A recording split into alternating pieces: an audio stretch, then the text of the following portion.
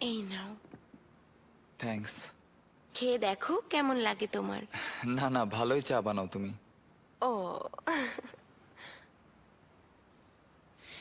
আচ্ছা, তোমাদের ছাদ নেই?